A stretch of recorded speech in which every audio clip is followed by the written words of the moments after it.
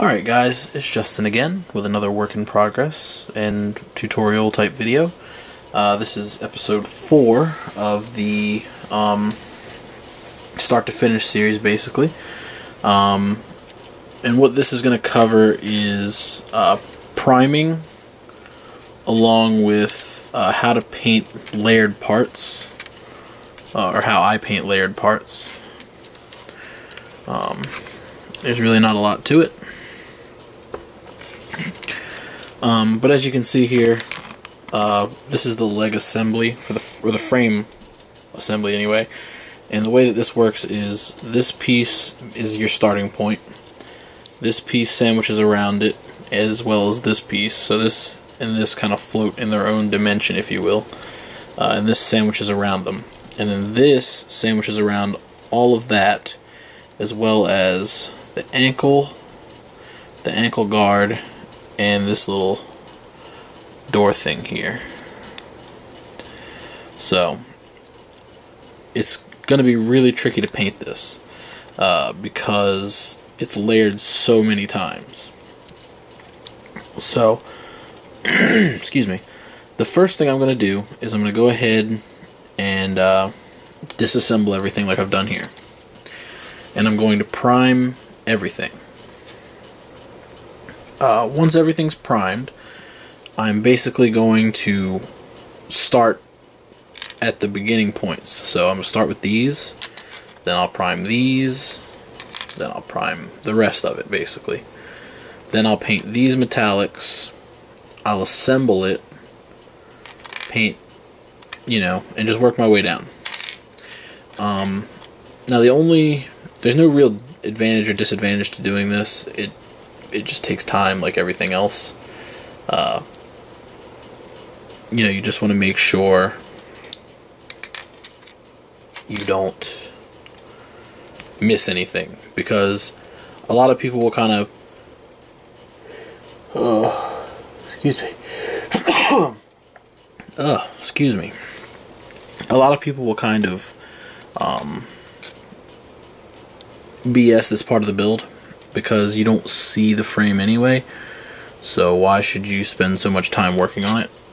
And that's fair. It's just something I enjoy doing, so I figure if I'm going to go the extra mile on it, I just want to make sure I do it right. So there's kind of my assembly right there.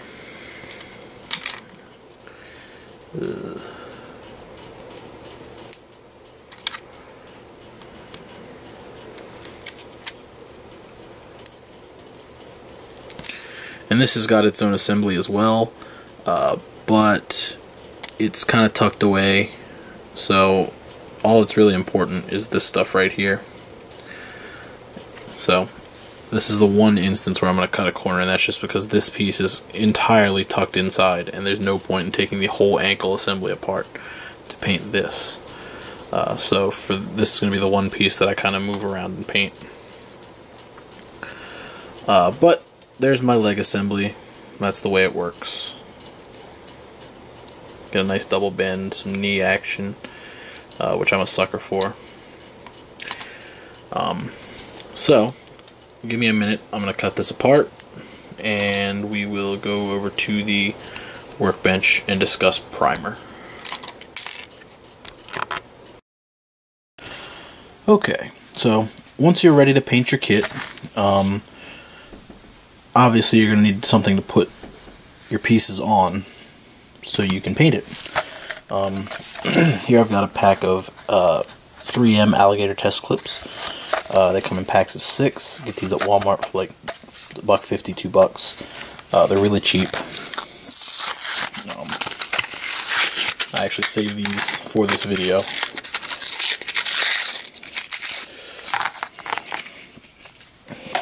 But they're closed, so you don't have to do any extra work or anything like that. And then these are just bamboo skewers. You can buy these at Walmart or I guess maybe like a dollar store would have them too. They're cheap anyway. It's like a pack of 100 at Walmart for like $1.50.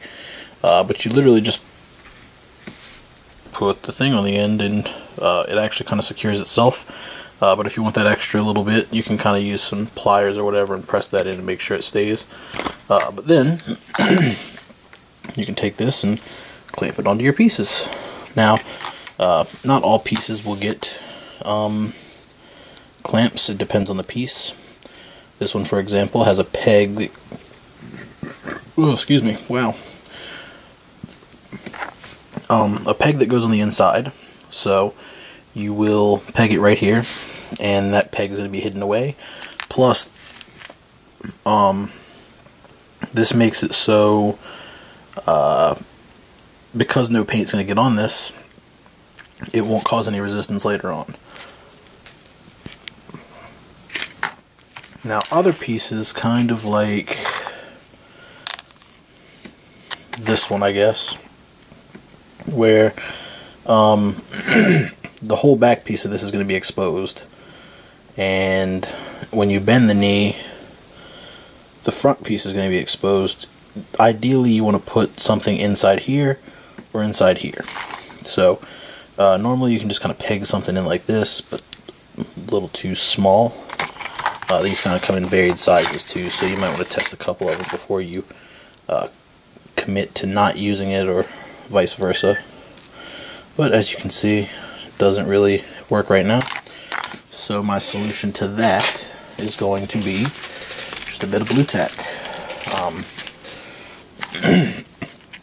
Take a really little bit, this is actually more than you need, and you just kind of fill in around the end here.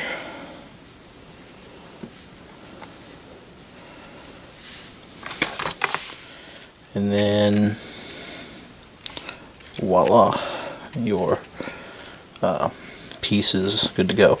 I'm actually going to do this one on the top because it's going to be hidden by the hip joint, so that way if any of that ends up getting exposed, it won't look bad.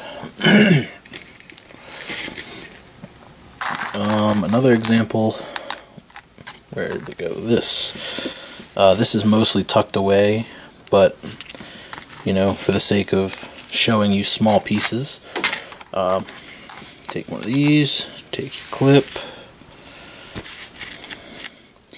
then you take a toothpick, you put that inside here, and then you can, you know, stick this on there like that, and it's good to go. So let me go ahead and get all these pegged up for you, and we will go on to the next piece, for the next part. Another thing that's nice to have is this little styrofoam block.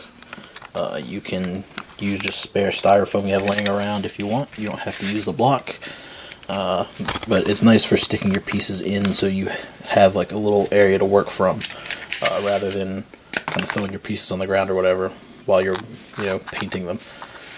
So I'll be right back. Alright, so the next thing we're going to talk about is primer. Primer is basically the first painting step you should take. You don't necessarily have to take this step, but it's highly recommended, and there's a lot of reasons for it. So before you have a bunch of different kinds of primer, and each one is a little bit different. These are mostly the same, and this one's kind of the only different one, but these have different purposes, and these are just kind of you know, regular primers. So but basically the big thing about primer is primer gives you it's a special formula of paint that gives you kind of a bond between the plastic layer, or whatever layer you're painting, beneath everything, and the paint that's sitting on top of it. It mostly bonds with the primer itself, but the primer sticks really well to other things. This is just an acrylic primer. This is pretty much only if you're going to be using acrylics. So if you're going to be airbrushing, Vallejos and like Tamiya paints are really all that's going to sit on top of this. Anything else will eat right through it, and you're going to be back to square one. Actually, you'll be worse off than you started. But all of these are lacquer based primers. I usually stick to the Alclad stuff. I like it the most, but these are pretty nice in their own respects. So, the first one we're going to talk about in the lacquer range is Mr. Surfacer 500. Now, the only difference between these two, besides the color, obviously, is that the Mr. Surfacer 500 is thicker. If you would kind of, I guess the easiest way to think about this is in terms of like grit sandpaper. 500 grit is going to roughen up the surface more than 1500 grit would. So really the only time I would use this is if I've got a lot of deep marks, or if I'm working on resin and there's some scuffing and stuff like that from when I've been sanding. I would do a run of this, give the part a look over, and then, you know, go at it with a better primer once I've fixed all the errors. 1500, however, is a much smoother finish, and I would probably apply this before I applied any sort of metallic paint, because it's going to give you that nicer finish when you're done. It's also a finer, what's the word I'm looking for? The paint particles are finer. That's the easiest way to say it. And then these are basically all the same, just different colors. White primer, gray primer, which is what you're typically going to find, and black primer. The only time I would use white primer is if I was painting a bright color that I wanted to be bright. The only time I think I have used white primer, well, there's a lot missing from this bottle, so, but typically is if I'm painting resin figures, not mecha, for like skin and stuff like that, and I want the colors to be vibrant, I would use white primer. Gray primer is pretty much your go-to all around. You're going to use more gray primer than anything else. You know, it's just the medium. It's just a nice base, and it's actually, I think, the easiest to look at the parts once you're done. If you're doing air checking, you'll probably want to go gray. And then black, I would use under metallics or anything that I wanted to just be dark. Now, beyond, excuse me, beyond giving your paint something to stick to, primer has a couple of other uses. The biggest one being neutralizing the color of what you're working on. And by that I mean, if you're looking at this piece, for example, yeah, it's gray and stuff like that, but if you make it a more neutral gray and it flattens everything out, you'll be able to see and pick out all the details a lot better. And if there's any problems, like where I've sanded this nub off, if there's any issues with that nub, I'll be able to see it a lot better because it's all in one neutral color. Now, the last thing that primer does is it affects the paint that's beneath it, or that's on top of it. So here I've painted up this spoon in 3 different primers. I've used white primer, gray primer, and black primer. So what I'm going to do is I'm going to go along the top of this piece with a color. For the sake of demonstration, I suppose we would use this red. Because red's kind of a bright color. And it's not as...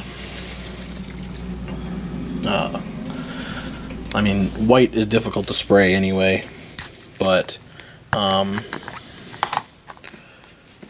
if you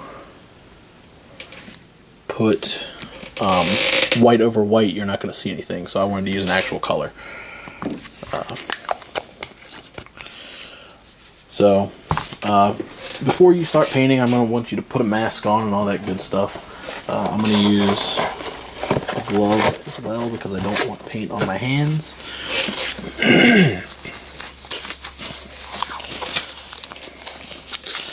So I'm just going to put one on because I don't really touch paint with the other hand, so I don't think it really matters that much. But here's our spoon, and we're gonna, like I said, prime the top half of it. Or not prime, but paint. The only reason I'm not wearing a mask is so I can talk. Any other time, please wear a mask. But what I'm going to do is lay 1 or 2 nice fine coats over the middle of this so you can see how the primer affects the actual color of the paint.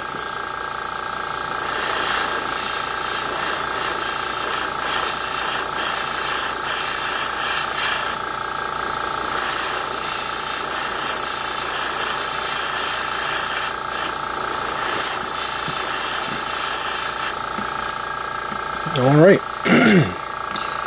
so after 3 thin coats, it looks roughly the same on all 3 on camera, but you can see the black sticking through the red. In the middle, there's not much of a difference, but down here it's much brighter. If I hold it at an angle, you can't really tell anything except for the black. But in person, this red is much brighter, and this one's just a neutral red, while this one kind of looks brown.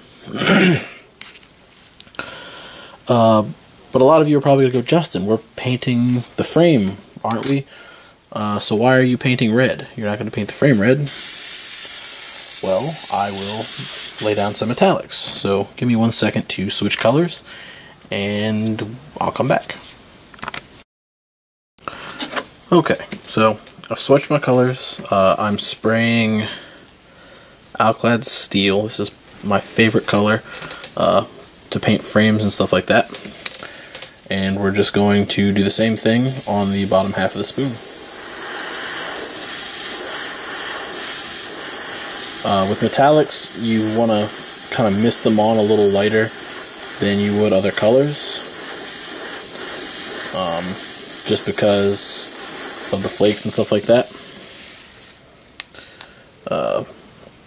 Now, this is sort of a bad example, and I knew that when I started this, because with Alclad's metallics, you don't really need a dark undercoat for them, unless it's a high shine metallic. So if you're spraying chrome, if you're spraying candy base, there's like polished aluminum, some other ones like that.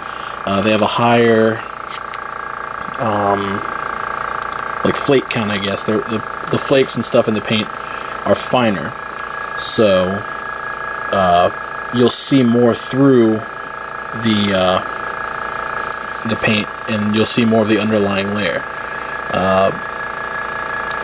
But the only real difference here is this little bit right here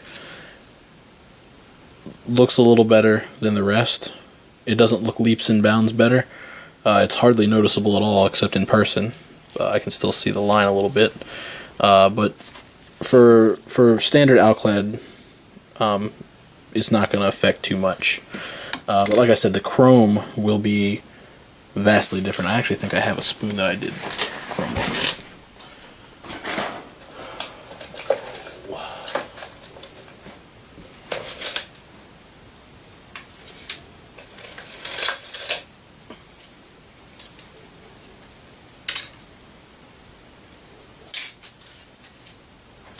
Yeah, there we go. So, this is a spoon with just primer and chrome. And even though I did black, and it's still kind of reflective, it's got like this flaking effect. And that's what happens when your surface isn't perfect, if you will. This is a spoon that I did with black primer, and then I sprayed a gloss black base over it. And you can see it's much more reflective. I'm sure I could buff that out a little bit and get a better finish out of it. But you can tell the difference between the two. That's the point. Now, if this wasn't black primer, this would not reflect anything at all. While the effect is kind of neat, it's not really practical. So, just some thought, I guess. But that is priming. So I'm going to go ahead and prime all these leg frame parts black. We'll come back and look at what they look like, and then we'll end this video.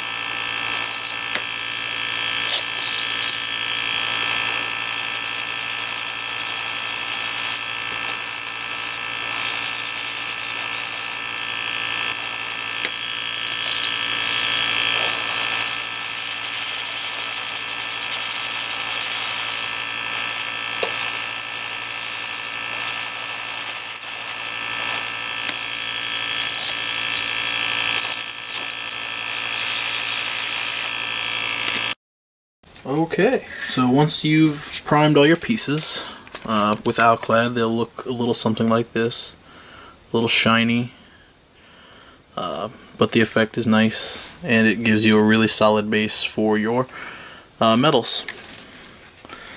Nothing too snazzy, but it works.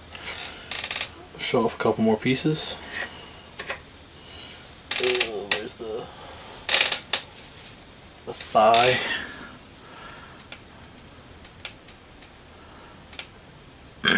So it works really well, I think. I know there's people out there that don't really care for Alclad's paints, or their primers anyway. I don't think I've ever met anybody who doesn't like Alclad's metallics. I know there's people, Z, who think that they're too easy, so they don't work with them, but they are really nice. So, anyway, hopefully this has helped, get you started on priming. We're going to do another priming video when it comes to the armor. It's not going to be as in-depth as this one was, but I'm going to show you the primer steps so you can actually see what gray primed pieces look like. So all the armor pieces on the kit will be painted with gray primer when I get to that step.